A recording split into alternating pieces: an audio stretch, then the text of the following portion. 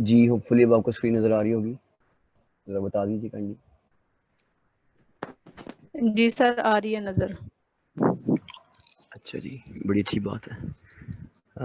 चलें जी स्टार्ट करते हैं। तो हमारा बेसिक इंग्लिश ग्रामर की जो सीरीज़ चल रही है उसमें डे 5 है और पार्ट्स ऑफ स्पीच पे हमने बात करनी थी। आज के लेक्चर में इंट्रोडक्शन होगा, उसके बाद फिर नाउन, प्रोनाउन, ऑब्जेक्टिव पे बात होगी। So let's start with the lesson. सबसे पहले पार्ट्स ऑफ स्पीच सर क्या एक होते हैं? इंटरप्शन कर रही हूँ, आपके हैंड ओवर है, अब मैं जा रही हूँ, जी ठीक है? प्लीज़। हाँ, तो बस मैं आ जी जाऊंगी, मैं बस समझ गया, थोड़ा सा मुझे ठीक हो टाइम गया दीजिएगा, ठीक है? चलें जी, थैंक यू। जी। Take your time, take your time जी, मोस्ट वेलकम। जी, पार्ट्स ऑफ स्पीच क्या होते हैं? Parts of speech is a term in traditional grammar. बहुत सारे लोग उसको ग्रामर पढ़ते हैं, ग्रामर नहीं पढ़ना आपने। The word is grammar. जो ग्रामर पढ़ते हैं वो गलत पढ़ते हैं। अगर इनके पास कोई रेफरेंस है तो please do come up with reference, वरना दिस इज ग्रामर। अच्छा जी, ट्रेडिशनली इनको पार्ट्स ऑफ स्पीच कहा जाता था। अभी हम बात करते हैं कि अब जदीद दौर में इसको क्या कहते हैं। तो ट्रेडिशनली इसको कहते हैं पार्ट्स ऑफ स्पीच। और 8 पार्ट्स ऑफ स्पीच है। 8 के साथ अगर आप देखें तो स्टार लगा हुआ है, वजह आपको मैं बताता हूँ अभी नीचे, लेकिन ज़रा ये बात पढ़ लें। 8 main categories into which words are classified according to their function in sentences. जुमलों के अंदर उनका फंक्शन क्या है? कुछ ऐसे कैटेगरीज जो इस्तेमाल की जाती है जुमले के अंदर, उनका फंक्शन क्या क्या है। मिसाल के तौर पर नाउन्स का नीचे अगर आप देखें तो एक खास फंक्शन है, एक खास काम है नाउन का। प्रोनाउन का एक और खास काम है।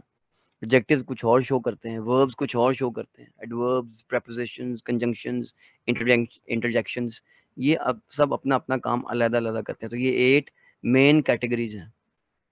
अच्छा, 8 कहा मैंने, ऊपर अभी स्टार लगा हुआ जहाँ पे, तो कुछ लोगों का ख्याल है कि 9 है। 9 कैसे हैं? वो आर्टिकल्स को भी अगर आप नीचे लाइन में देखें, दो some traditional grammars have treated articles the या a या an as distinct part of speech. Modern grammars more often include articles in the category of determiners. पहली बात ये की गई है कि कुछ लोग इसको एक अलग से पार्ट ऑफ स्पीच समझते हैं।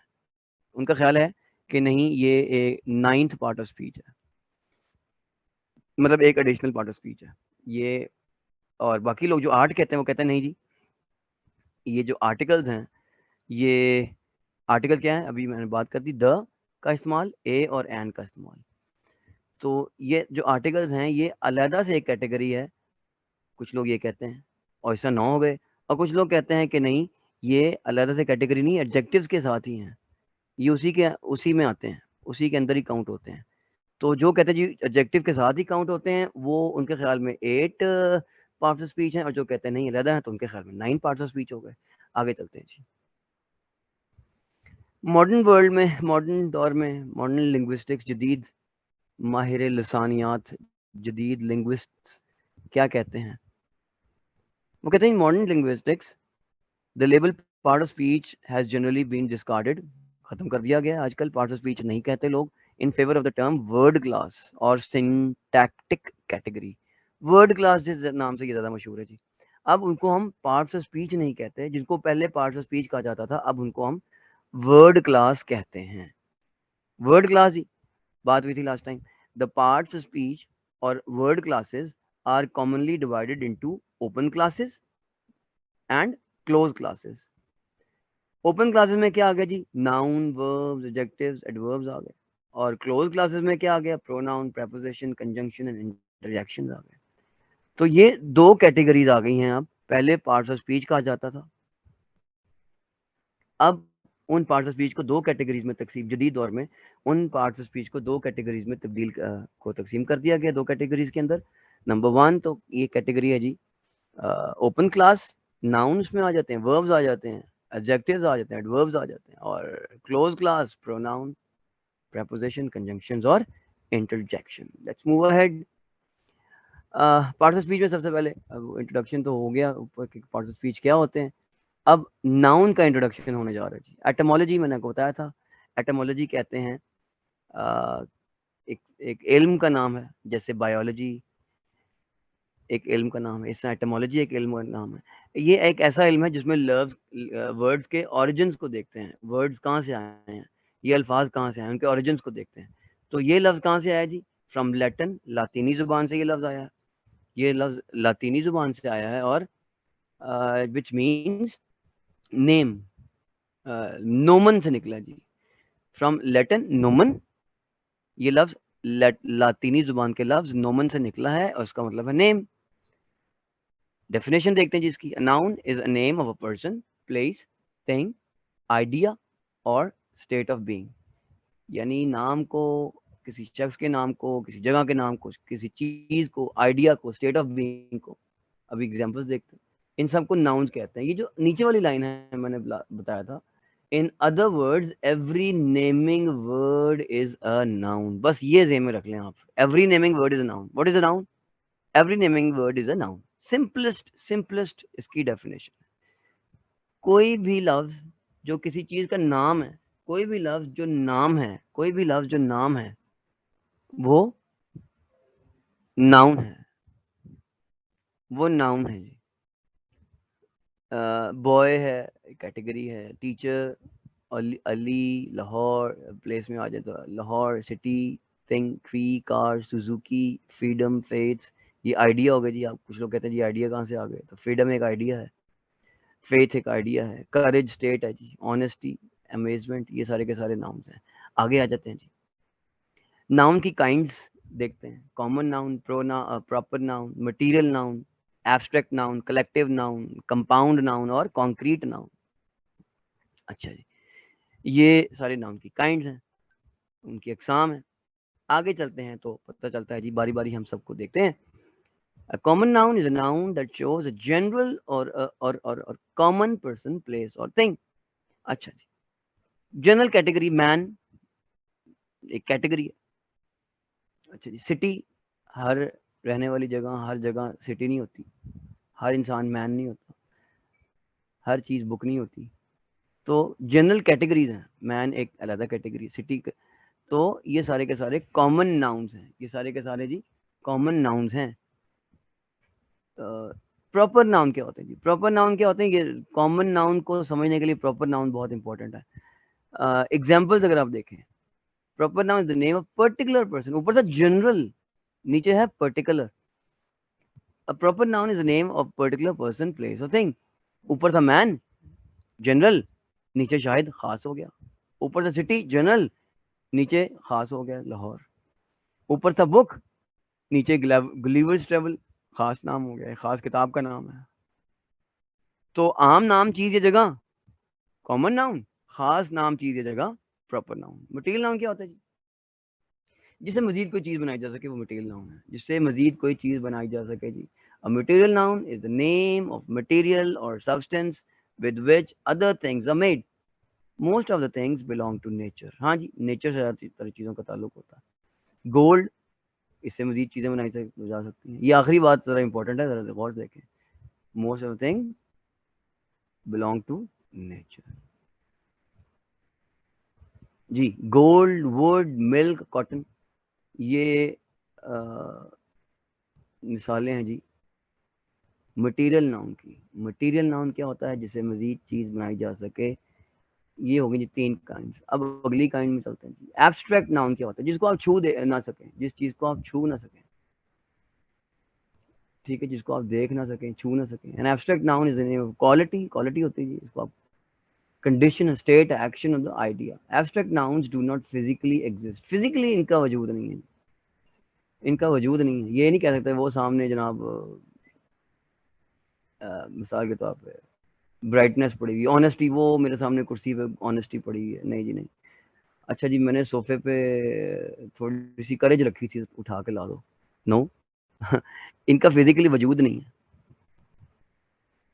तो क्वालिटीज की तरफ आ जाए, गुडनेस है, ब्राइटनेस है, ऑनेस्टी है, ब्रेवरी है। स्टेट, हालत, बॉयहुड एक स्टेट है।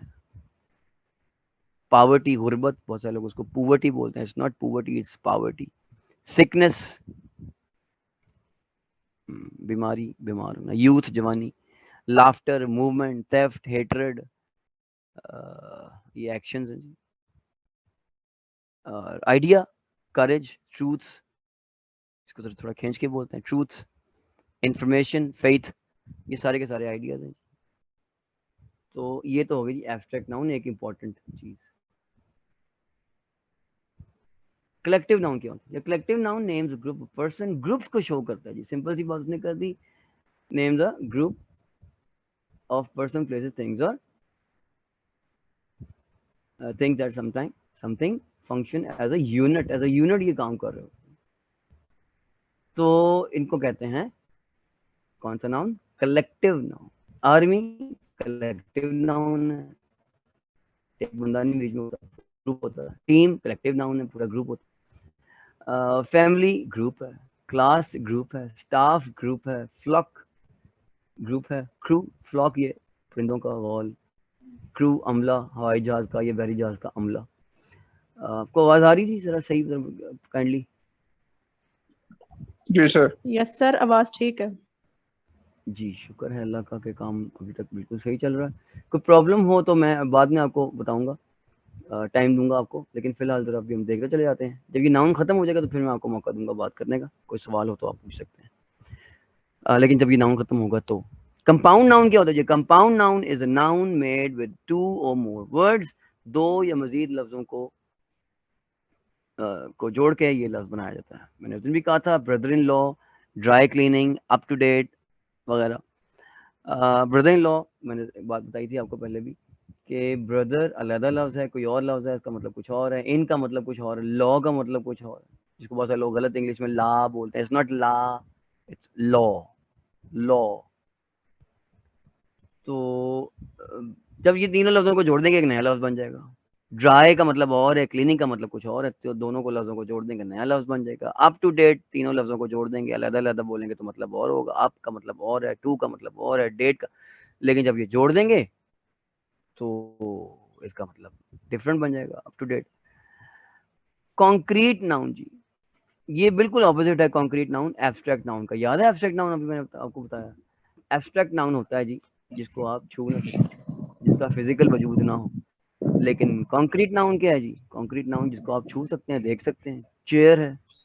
Concrete noun are things that you experience through your 5 senses, अपनी 5 सेंसेस के थ्रू, जिनको आप देख छू सकें, उनको आप कहते हैं फिजिकल, सॉरी, कॉन्क्रीट नाउन रख दिया। तो उससे भी कम रह गया टाइम, तो अगर आपको क्लास और कंटिन्यू करनी है तो फिर हम इसको रीजॉइन करेंगे, ठीक है? जी करनी है, कंटिन्यू करनी है, बिल्कुल सही, जी। फिर रीजॉइन कर लेंगे। जी आप हैं आप साथी क्लास के, जूम के? हाँ। चले जी, मोस्ट वेलकम। कॉन्क्रीट नाउन क्या होते हैं जी? जिनको आप छू सकते हैं, चेयर, हाउस, पेन, एक्सेट्रा। ये बिल्कुल मैंने आपको बताया कि ऑपोजिट हैं किसके? एब्स्ट्रैक्ट नाउन का ऑपोजिट है। अब एब्स्ट्रैक्ट नाउन को आप छू नहीं सकते, उनका फिजिकल वजूद कोई नहीं है, इनका फिजिकल वजूद है, चेयर, पेन, हाउस, एक्सेट्रा वगैरह। आगे आ जाए जी, पार्ट्स ऑफ स्पीच के अंदर दो, जितने भी हमने ऊपर काइंड पढ़ी हैं, ये वाली, इनको हमने बड़ी बड़ी देखा अभी, कॉन्क्रीट नाउन वगैरह वगैरह, इन सबको 2 कैटेगरीज में तकसीम किया जाता है। नंबर 1 जी काउंटेबल नाउन्स, और नंबर 2 अनकाउंटेबल नाउन्स। नाम ही काफी है, मैंने उस दिन भी कहा था कि काउंटेबल, जिनको आप गिन सकें, वो काउंटेबल नाउन्स है। ये काउंट नाउन्स भी कहते हैं, काउंट नाउन्स या काउंटेबल नाउन्स। जैसे कि बुक, बुक्स, चेयर, चेयर, इनको आप गिन सकते हैं। एक हो तो चेयर, ज्यादा हो तो चेयर्स, एक हो तो बॉयज, ज्यादा हो तो बॉयज। तो जिनको आप गिन सकें, they are the countable nouns. और अनकाउंटेबल नाउन क्या है जी? जिनको आप गिन नहीं सकते, जिनको आप गिन नहीं सकते। वाटर है, नीचे एग्जाम्पल लिखी हुई, वाटर है, मिल्क है, राइस, क्रीम, गोल्ड है, आप गिन नहीं सकते इसको। मैंने एग्जाम्पल दी, राइस को तो हम गिन सकते हैं जी। कोई कहेगा जी, कोई कह सकता है कि जी राइस को तो हम गिन सकते हैं। हाँ जी गिन सकते हैं बिल्कुल, लेकिन कभी हम जनरली इसको हम जब भी जाते हैं बाजार, तो कभी हम ये नहीं कहते कि हमें इतने दाने चावल के दे दो। हालांकि हम गिन सकते हैं, एक दान मुस्लिम भी मैंने बताया था, जिक्र किया था कि एक बोरी गिनने को 5-6 दिन, 7-8 दिन के अंदर एक बोरी आराम से गिनी जाएगी, ज़्यादा मुश्किल तो नहीं है। लेकिन क्या हम जनरली राइस को दानों के हिसाब से, गिनती के हिसाब से लेते हैं या वजन के हिसाब से? तो ज़ाहिर है वजन के हिसाब से लेते हैं। तो एग्जाम्पल मैंने दी थी कि अगर मेहमान आने हैं तो दुकानदार को हम ये नहीं कहते जी 600 दाने चावल के दे दो, चावल दे दें। अनकाउंटेबल नाउन के अंदर जो वुड, क्लॉथ, सिल्वर ये मटेरियल है जी। फिर आ जाए जी लिक्विड्स आ जाए, वाटर, ये सारे uncountable, water, milk, oil, ink, honey. Steam, gases में आ जाए, steam, mist, nitrogen, air. Natural phenomena, मज़ाहिर फितरत कहते हैं, हीट, कोल्ड, इलेक्ट्रिसिटी, लाइटनिंग, ये सारे। इकोनॉमिक्स, ब्रांचेस ऑफ लर्निंग में आ जाए, इकोनॉमिक्स है, मैथमेटिक्स है, पॉलिटिक्स है, ये सारे के सारे क्या हैं जी, ये सारे के सारे हैं कौन से noun, branches of learning, uncountable noun. आगे चलते हैं। हाँ, ये इंपॉर्टेंट बात, important note on kind of noun. Important note of kind noun जी क्या है? Important note, a noun can fit into more than one of these categories. एक से ज्यादा कैटेगरीज में आप डिवाइड कर सकते हैं किसी भी नाउन को। मिसाल के तौर पे अली एक नाउन है, हमने देखा पीछे, तो ये सिंगुलर नाउन भी है, ये कॉन्क्रीट नाउन भी है, ये काउंटेबल नाउन भी है और प्रॉपर नाउन भी है। तो ये हो गया जनाब हमारा नाउन का एक इम्पोर्टेंट पॉइंट। आगे चलते हैं। तो आगे क्या है जी, how much time do we have, please कोई बताए।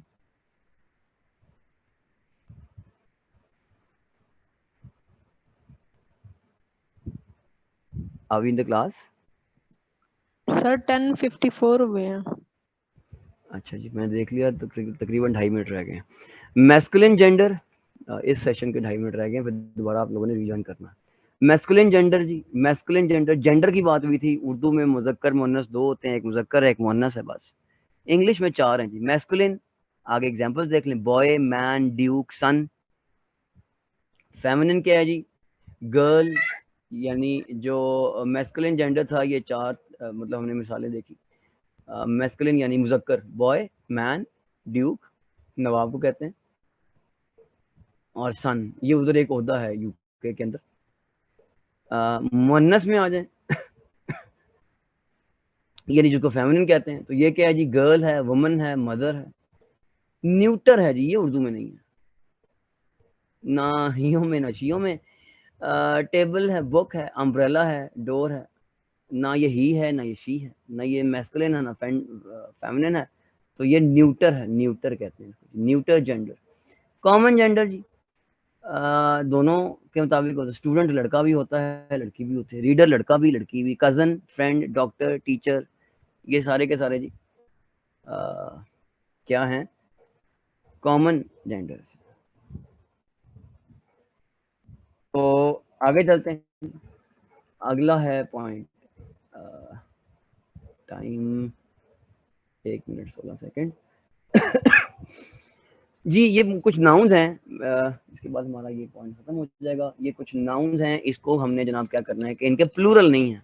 मैं आपको जल्दी जल्दी से बात करता हूँ।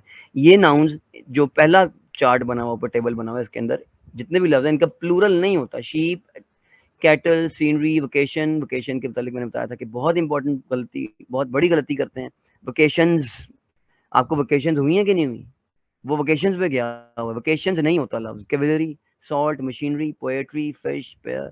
फिश होता है लेकिन अक्सर कई अकसाम की खुशी मछलियां हो तो फिर मुस्टाश, मूछें।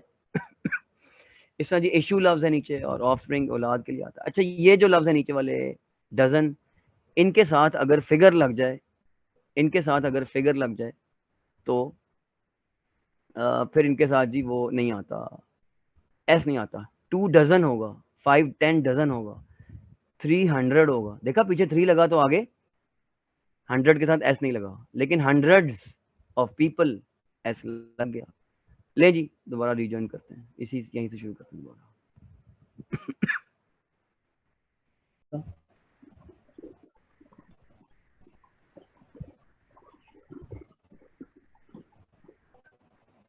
जी, is my screen visible?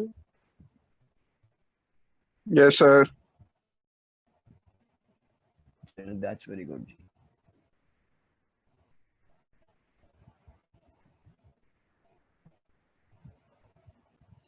लो जी आगे इसी लास्ट टेबल जो है उसको बात करते हैं दोबारा से कि किसी से पीछे कोई नंबर आ जाए, कोई अदद आ जाए तो इनके साथ एस नहीं लगता। तो 4 डजन, या अगर ये कहना हो कि वहां पे सैकड़ों लोग थे तो hundreds of people were there. अब देखा पीछे से पीछे नंबर नहीं लग रहा तो आप उसके साथ एस लगाएंगे। Thousands of papers were lying on the floor, पीछे देखें अब अदद नहीं लग रहा, नंबर नहीं लग रहा तो एस लग गया, अदद लग जाएगा, नंबर लग जाएगा तो एस नहीं लगेगा। Let's move on to the next slide जी। एब्स्ट्रैक्ट नाउन के साथ इसमें पॉइंट ये था कि द नहीं लगता, एब्स्ट्रैक्ट नाउन के साथ द नहीं लगता, मटेरियल नाउन के साथ द नहीं लगता। बेसिक पॉइंट इसके अंदर ये है कि मटेरियल नाउन के साथ द नहीं लगता और एब्स्ट्रैक्ट नाउन के साथ द नहीं लगता। तो ये था जी हमारा काम नाउन का। किसी के पास कोई नाउन से रिलेटेड सवाल है? अभी तक जो बातें हुई हैं, अभी तो कुछ लोगों ने तो कर लिए सवाल, लेकिन अगर कोई बात है तो ऑफिशियली बता दें ताकि डिस्कस हो जाए। कोई इसलिए चुप करके बैठा होगा तो सर ने कहा था जी मैं पूछूंगा तो बताइएगा।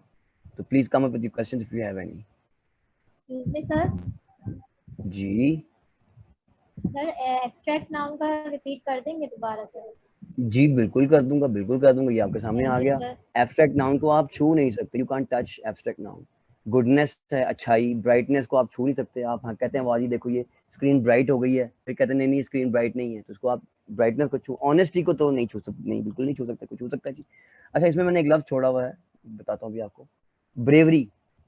वो लफ्ज अभी बताता हूँ, ये एक और लफ्ज आ गया ब्रेवरी। ये अब जितने भी लफ्ज इस वक्त आपके सामने लिखे हुए हैं टेबल के अंदर, इनको आप छू नहीं सकते। लाफ्टर को आप नहीं छू सकते, मूवमेंट, थेफ्ट, हेट्रेड, ये आइडियाज हैं या स्टेट्स हैं। अच्छा स्टेट मतलब हालत।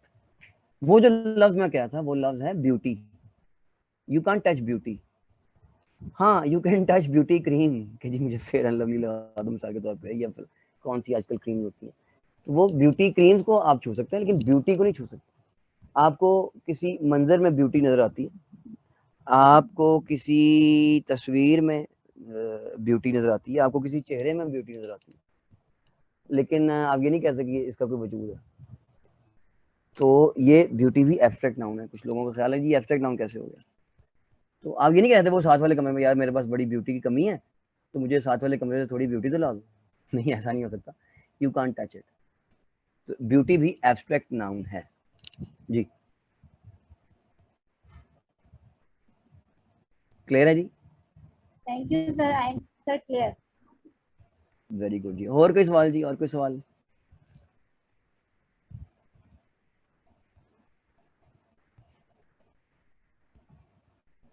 नहीं सवाल तो फिर जवाब आते हैं जी, अगली तो उसकी तरफ आते हैं। जेंडर भी हो गया था, पार्ट ऑफ स्पीच के ये इंपॉर्टेंट पॉइंट्स भी हो गए। यहाँ पे आखिरी डिस्कस हो गया था कि एब्स्ट्रैक्ट नाउन के साथ, ये नोट कर लें जी, राइटर्स नोट कर लें क्योंकि ये लिखने में बड़ी इंपॉर्टेंट बात होती है। एब्स्ट्रैक्ट नाउन के साथ द नहीं लगता, तो ये नोट कर लें। अब आते हैं जी प्रोनाउन की तरफ। प्रोनाउन क्या कहता है जी? प्रोनाउन कहता है, पहले इसका इंट्रोडक्शन देख लेते हैं। एटमोलॉजी, वही जी लफ्ज कहाँ से आया? From Latin pronoun, in place of, pro का मतलब इन प्लेस ऑफ नोमन, हम पहले भी जान चुके हैं, नोमन यानी कि नाम, in place of name noun. Definition जी, pronoun is a word that is used in place of a noun. हर वो लफ्ज जो नाउन की जगह इस्तेमाल हो सकता है वो प्रोनाउन है जी। अकसाम, personal pronoun, demonstrative pronoun, emphatic या intensive pronoun, reflexive pronoun, relative pronoun, indefinite, interrogative, distributive, reciprocal, ये सारे pronoun हैं।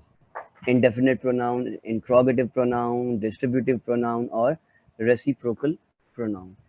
राइटर्स को अगर इन बातों का नहीं पता, ये तो एग्जाम्स के लिए आपको इंपॉर्टेंट बातें हैं, राइटर्स को अगर इन बातों का नहीं पता तो इतना ज़्यादा नुकसान नहीं है जितना ज़्यादा ये ना पता होने का नुकसान है जो अब आपके सामने आया।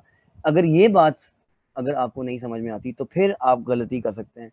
इसमें ना पता हो तो काम चल जाएगा।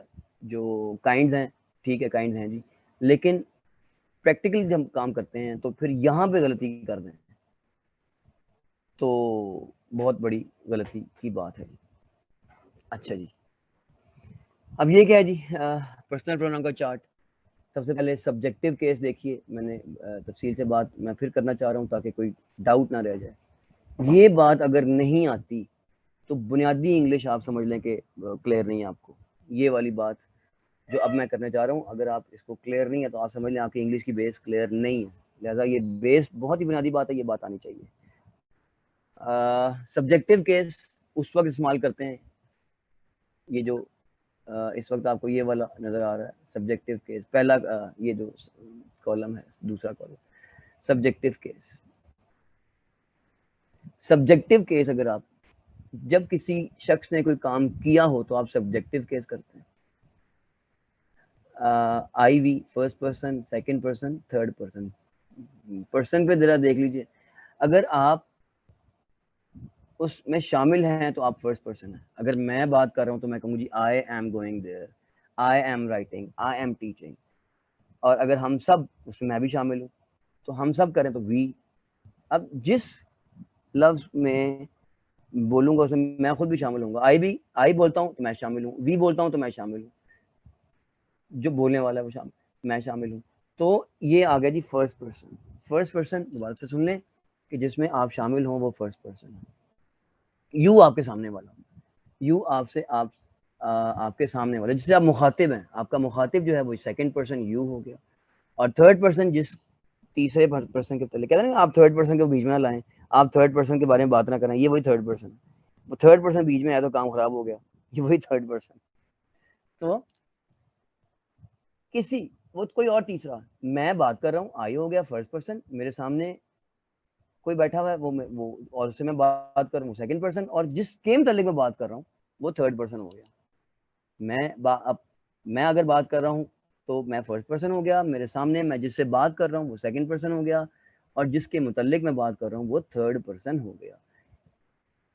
अब jump over to the fourth क्या है जी, कॉलम है ऑब्जेक्टिव केस ऑफ प्रोनाउन। फिर वही फर्स्ट पर्सन सेकंड पर्सन, लेकिन ये I we you he she it they वगैरह कब यूज करते हैं? जब इन्होंने कुछ काम किया हो, यानी कि ये सब्जेक्ट हो तो सब्जेक्टिव केस यूज करते हैं। मैंने मिसाल दी थी चाय की, मैं चाय बना रहा हूँ तो ये आप सब्जेक्टिव यूज। हम चाय बना रहे हैं, वी आर मेकिंग टी। आई मैं चाय बना रहा हूँ, आई एम मेकिंग टी। तुम चाय बना रहे हो, यू आर मेकिंग टी। मतलब जब ये काम कर रहे हो, तुम भाग रहे हो, यू आर रनिंग। मैं भाग रहा हूँ, आई एम रनिंग। तुम कपड़े धो रहे हो, इधर मैं नहीं लाऊंगा, आई नहीं लाऊंगा तो तुम कपड़े धो रहे हो, यू आर वॉशिंग क्लोथ। देखा, कुछ कर रहे हैं, जब किसी ने कुछ करना है। मैं चलें जी कर लेते हैं, मैं कपड़े धो रहा हूँ तो आई एम वॉशिंग क्लोथ। तो जब कुछ करना हो, शो करना हो कि सब्जेक्ट ने या प्रोनाउन ने कुछ किया हुआ, तो हम सब्जेक्टिव केस यूज करते हैं। वो लड़की कपड़े धो रही है, शी इज वॉशिंग क्लोथ्स। अच्छा, वो सारे चाय बना रहे हैं, क्या आएगा जी थर्ड पर्सन में? वो सारे चाय बना रहे हैं, दे आर मेकिंग टी। अच्छा, अब ये तो था कि कुछ कर रहे हो, अब उनके लिए कुछ किया जाए तो क्या करना है? मैं चाय बना रहा हूं, आई एम मेकिंग टी। लेकिन अगर मेरे लिए चाय बनाई जाए तो वहां मैं मी यूज करूंगा। इसमें मैं कुछ कर तो नहीं रहा, उल्टा मेरे लिए कुछ किया जा रहा है तो मी आ जाएगा। हमारे लिए चाय बनाई जा रही है, ऐसा आ जाएगा। तुम्हारे लिए चाय बनाई जा रही है, जो सामने मुखातिब है, तो यू आ जाएगा। उस लड़के के लिए चाय बनाई जा रही है, देखिए वो लड़का कुछ कर नहीं रहा, ऑब्जेक्टिव केस, ऑब्जेक्ट है वो, उसके लिए चाय बनाई जा रही है, तो वो कुछ कर नहीं रहा, तो हम सब्जेक्टिव केस यूज तो नहीं करेंगे, हम ऑब्जेक्टिव केस यूज करेंगे। उस लड़की के लिए चाय बनाई जा रही है, अच्छा जी, तो ऑब्जेक्टिव केस है जी उसका। तो ऑब्जेक्टिव केस अब क्लियर हो गया होगा आपको कि जब किसी के लिए काम किया जा रहा हो, वो काम ना कर रहा हो, जिसका जिक्र करना है वो काम ना कर रहा हो, तो हम ऑब्जेक्टिव केस यूज करते हैं। उस लड़की के लिए चाय बनाई जा रही है, हर आ जाएगा जी। उन सब के लिए चाय बनाई जा रही है, दैम आ जाएगा। तो इन दोनों को समराइज करूं, कोई काम कर रहा हो तो सब्जेक्टिव केस, उसके लिए काम किया जा रहा हो तो ऑब्जेक्टिव केस।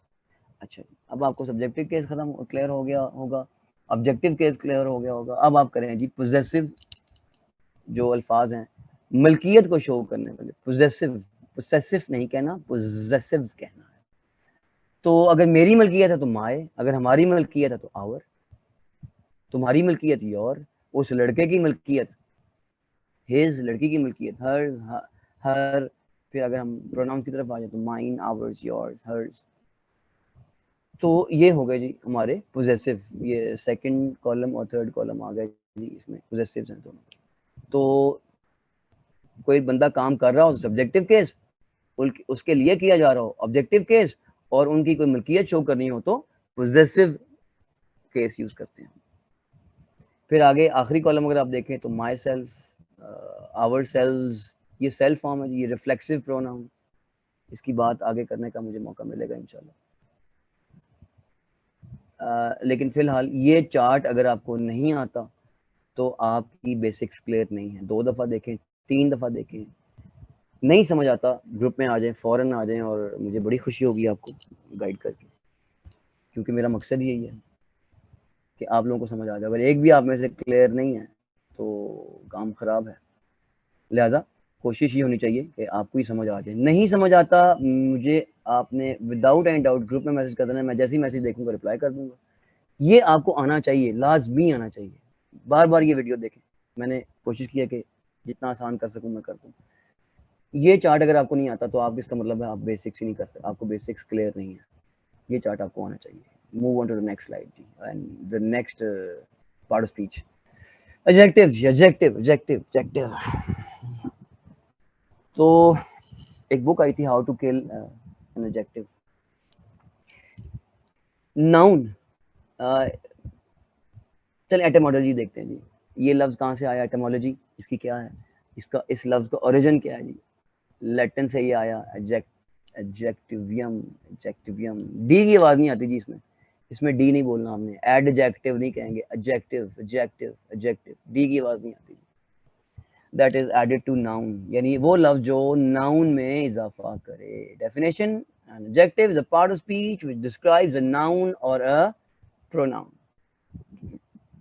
नाउन और प्रोनाउन को डिस्क्राइब करने वाला जो लफ्ज है वो प्रोनाउन, सॉरी एडजेक्टिव है। नाउन और, दोबारा सुन ले, नाउन और प्रोनाउन को जो डिफाइन करे, जो डिस्क्राइब करे, वो एडजेक्टिव। नाउन और प्रोनाउन को जो डिस्क्राइब करे वो एडजेक्टिव है। अब देखें पहला जुमला, she is a pretty girl. Pretty को 1 मिनट नहीं पढ़ते हम, शी इज अ गर्ल। अब गर्ल नाउन है, अब गर्ल नाउन है, जरा देखिए गौर से देखिए, शी इज अ गर्ल। इसमें एक लफ्ज हमने लगा दिया प्रिटी, और ये प्रिटी का लफ्ज किसके मतलब में इजाफा कर रहा है, इज के मतलब में इजाफा कर रहा है नहीं, अ के मतलब में इजाफा कर रहा है नहीं, गर्ल के मतलब में इजाफा कर रहा है। कैसी गर्ल जी, प्रिटी गर्ल। तो गर्ल क्या था, नाउन था जी, गर्ल जो है वो नाउन था। इसमें मुझे कोई गाइड करे जी, मैं पॉइंटर लेना चाह रहा हूँ, कुछ लिखना चाह रहा हूँ यहाँ पे, कोई गाइड करे कि यहाँ पे पॉइंटर कैसे आएगा।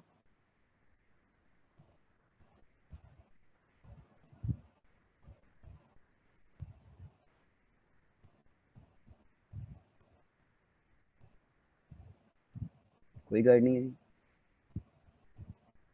सर डबल टैप करिए, शायद उससे आ जाए। अच्छा, अभी वही कर रही है जो मैं सोच रहा हूँ, यानी तुक्का लगाना। चले मैं करता हूँ। सर जो स्क्रीन शेयर का जो ऑप्शन आ रहा है ना, अगर आप उस पर क्लिक करेंगे तो व्हाइट बोर्ड नाम से एक वहाँ पे ही एक बॉक्स बना हुआ है।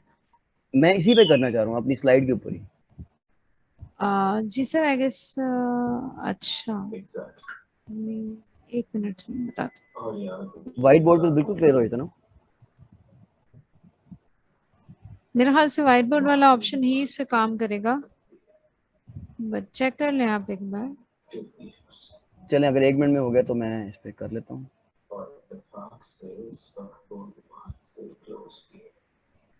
नहीं, वापस आ जाइए, बस ठीक हो गया, मैं खलक कर लूँगा, मेरी अपने इसी से ही है गाइस, आप पावर वाला के लगा। जी प्लीज जरा माइक्स बंद कर दें अपने। थैंक यू जी। Pretty, she is a pretty girl. Pretty girl क्या है जी, अब ये गर्ल है, नाउन है, नाउन में जो लफ्ज इजाफा करे वो, नाउन में जो लफ्ज इजाफा करे वो एडजेक्टिव कहलाता है। नाउन में जो लफ्ज इजाफा करे वो एडजेक्टिव कहलाता है। इधर प्रिटी का लफ्ज नाउन में इजाफा कर रहा है, यानी गर्ल में इजाफा कर रहा है, तो ये एडजेक्टिव हो गया। I saw an old lady, again lady noun है, लेडी नाउन है, तो उस लेडी में कौन सा लफ्ज इजाफा कर रहा है, कौन उसको मजीद बता रहा है, कौन सा लफ्ज, वो ओल्ड है, तो ओल्ड लेडी।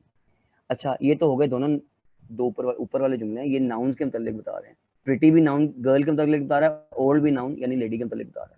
नीचे है जी जरा मुख्तलिफ जुमला, ही इज टॉल। अब यहाँ पे टॉल का लफ्ज जो है वो ही के मतलब बता रहा है, टॉल का जो लफ्ज है वो ही के मतलब बता रहा है।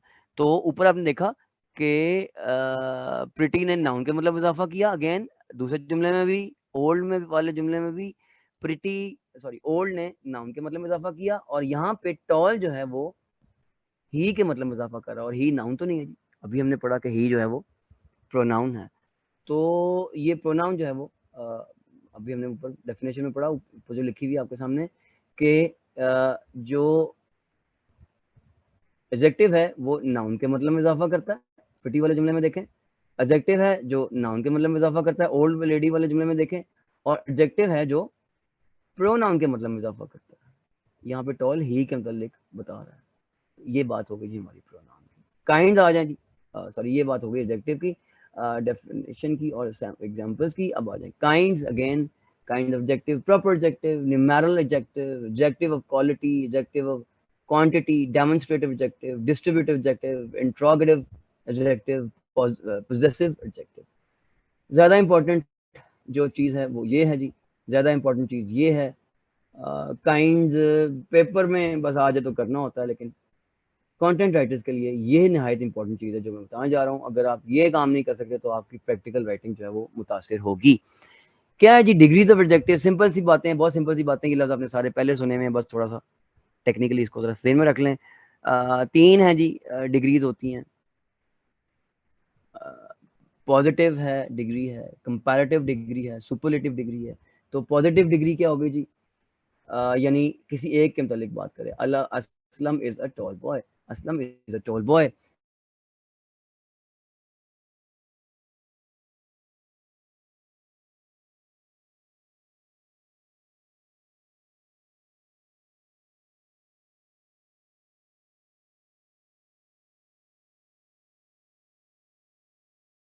तो ये कंपैरेटिव डिग्री नाम के अंदर ही मतलब मौजूद है, कंपैरेटिव डिग्री यूज कर रहे हैं जी। राशिद इज टॉलर, पहले एक के मुतालिक बात की थी, असलम एक के मुतालिक बात की थी तो वो टॉल लग गया, 2 के मुतालिक बात कर रहे हैं टॉलर लग गया, टॉलर लग गया।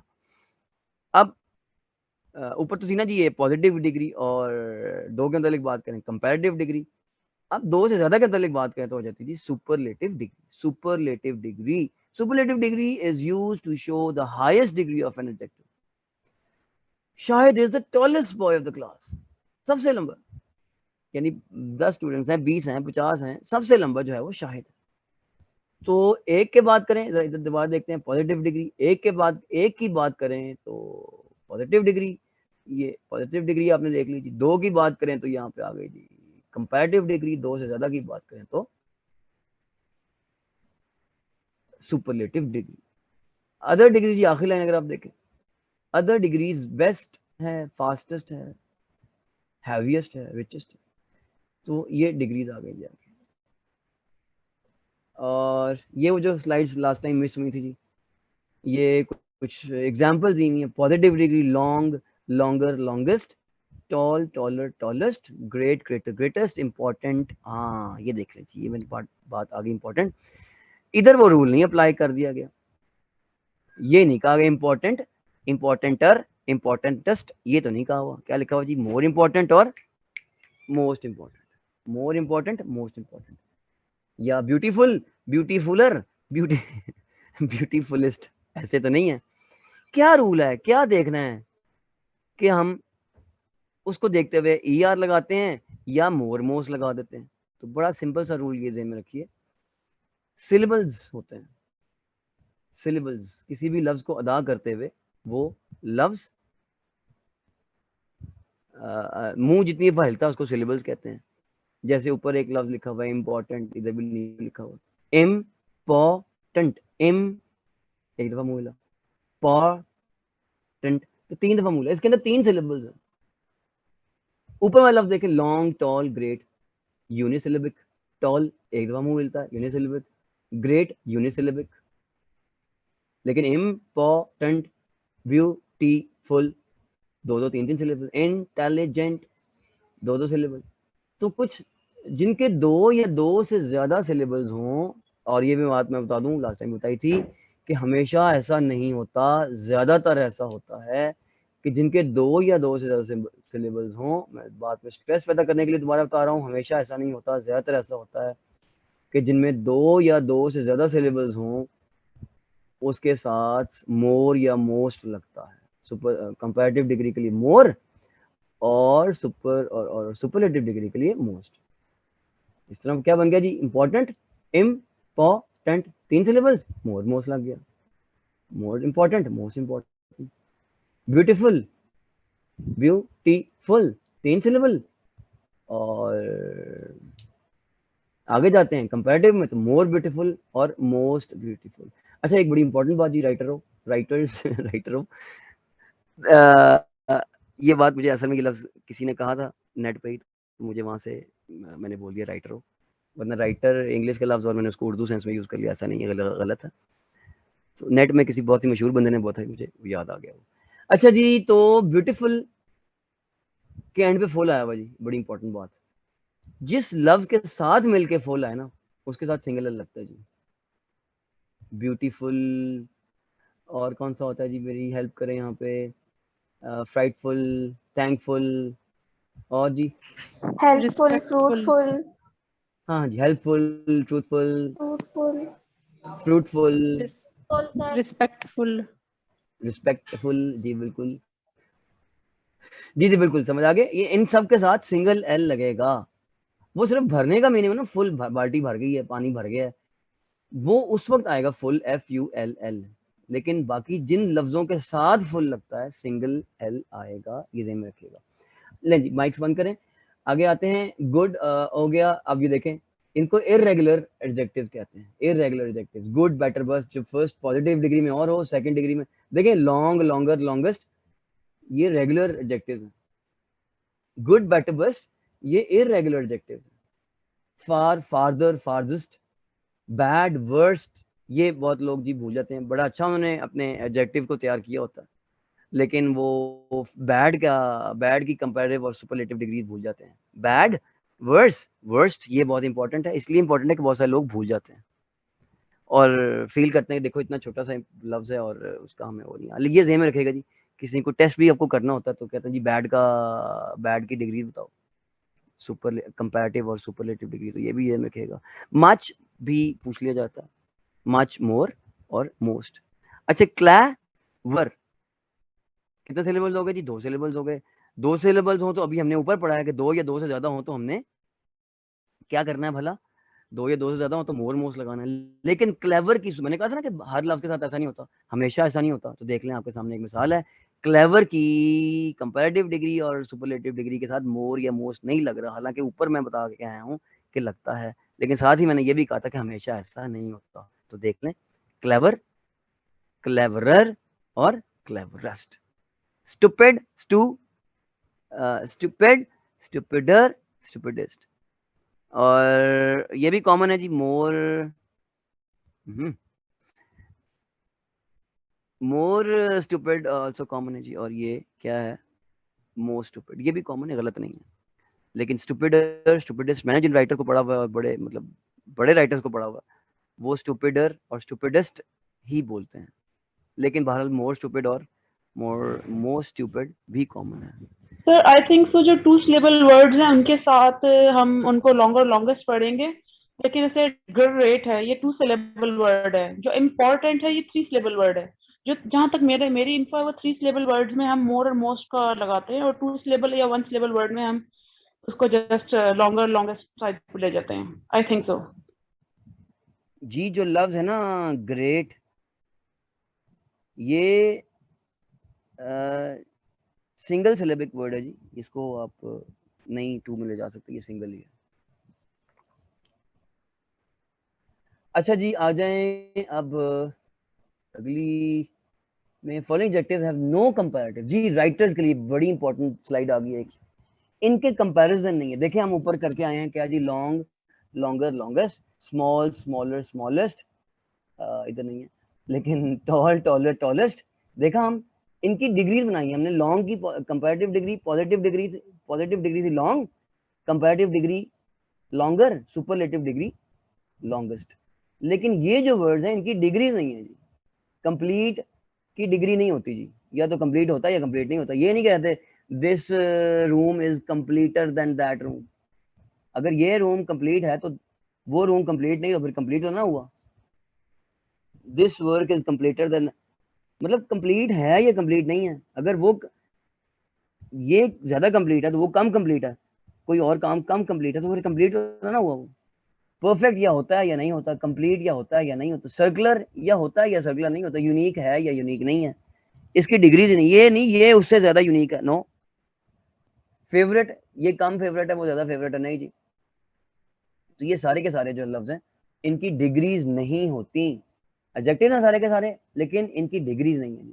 ये ऊपर वाली लाइन में जितने भी है ना ये ज्यादा इंपॉर्टेंट है, ज्यादा यूज होते हैं, वरना नीचे वाले तो मैंने कम कम ही देखे। पहली जो ये वाली लाइन है, ये वाला जो रो है, जो ग्रे है आपके सामने, वो नहीं होती जी, मतलब वो ज्यादा इंपॉर्टेंट है। आगे आ जाते हैं जी, लास्ट स्लाइड। ये जो एडजेक्टिव्स हैं, ये नहीं, एक और निहायत इंपॉर्टेंट बात आ गई जी, ये जो एडजेक्टिव्स हैं इनके साथ टू लगता है। वैसे तो हम देखें ऊपर हमने देखा था ये कंपैरेटिव डिग्री, देखें ये जहां पे इस वक्त मेरा माउस मूव कर रहा है, राशिद इज टॉलर, ये क्या लफ्ज है जी, देन। ज्यादातर कंपैरिजन, ज्यादातर नहीं 95% कंपैरिजन जब हम करते हैं तो देन लगता है। This room is smaller than that room, this road is longer than that road, this question is more important, या दिस रूम इज क्या कहेंगे जी, स्मॉलर की भी बात हुई, this room is smaller than. लेकिन वो एडजेक्टिव्स जिनके एंड पे IOR आ जाए, जिनके एंड पे IOR आ जाए, उनके साथ टू लगता है। He is senior than me नहीं होगा, he is senior than me नहीं होगा, he is senior to me होगा। He is junior than me नहीं होगा, he is junior to me होगा। ही इज इंफीरियर टू और सुपीरियर टू होता है जी। और जो लफ्ज हैं, ये जो अल्फाज ऊपर वाले कॉलम में है स्पेशली, ये जो मैंने ग्रे किया, ये सारे लैटिन रूट रखते हैं जी। ये तो बहुत सारे लोग जानते हैं कि टू नहीं लगता इन लफ्जों के साथ। क्यों नहीं लगता? इनकी रूट जो है ना, ये पीछे से लैटिन लैंग्वेज से ट्रांसफर होकर इंग्लिश में आए हैं, इसलिए इनके साथ IOR पर खत्म होते हैं और टू लगता है, देन नहीं लगता। ये थी जी आज की कहानी जो थी मैंने आपको सुनानी। कोई सवाल है तो please you can come up with questions, I will be very happy to respond. Sir एक क्वेश्चन है। जी जरूर सर अभी आप वो बता रहे थे कि जिसमें कंपैरेटिव और सुपरलेटिव डिग्री होती है उसमें एक वर्ड था फेवरेट का। जी जी जी। तो सर एक स्टेटस है जो कुछ कंट्रीज को दिया जाता है, जैसे MFN जिसको कहते हैं most favourite nation. Most favoured, जी जी मोस्ट तो सर फेवर्ड उसको है फिर या कैसे मोस्ट फेवरेट है शायद, मैं जरा check कर MFN लेता हूँ। Most favourite nation I guess. वो फेवर्ड लफ्ज है मेरा ख्याल है, मैं जरा चेक कर लेता हूँ। हो सकता है फिर मैं गलत हूँ। नहीं मैं चेक कर लूँ। मैंने भी बिल्कुल ये इंडिया को या किसी और मुल्क को कभी हम देते थे। जी I think so. It's favored word, not favorite. जी जी फेवर्ड है बिल्कुल, मेरा भी ख्याल है। अच्छा देखिए मेरे पास एक आ गई, degree of favourite, favourite is a superlative degree and can not be more favourite than another. Forum का वर्ड रेफरेंस आ गया, मैं इसको शेयर कर सकता हूँ इसमें, बल्कि सर आपके साथ स्क्रीन गूगल शेयरिंग। इट, ये फेवर्ड है। फेवर्ड है, ठीक हो गया जी। मोस्ट फेवर्ड नेशन होता है, फेवरेट नहीं होता। जी और सर, ये मेरे thank सामने you। मैंने डिग्रीज ऑफ फेवरेट लिखा है गूगल पे, आप भी काइंडली लिखिए, ये मैं शेयर ही कर लेता हूँ इसको, मैं ग्रुप में शेयर करता हूँ उसको। चलें ऐसे करता हूँ, क्लास के बाद मैं इसी को ग्रुप में शेयर करता हूँ, मैंने ऊपर लिखा है गूगल में। तो ये सुपरलेटिव डिग्री है जी, इनकी मजीद डिग्रीज कोई नहीं होती। मोस्ट फेवर्ड नेशन है जी वो। जी जी बिल्कुल बिल्कुल बिल्कुल बिल्कुल। जी कोई और? बड़ा अच्छा सवाल था जी बहरहाल। Question please.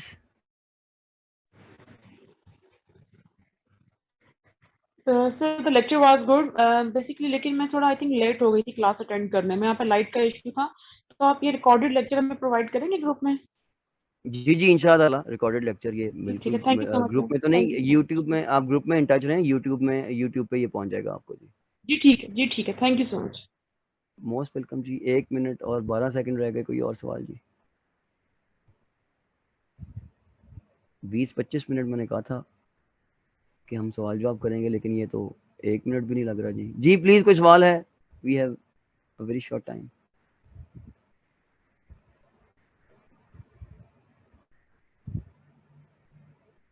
Any question?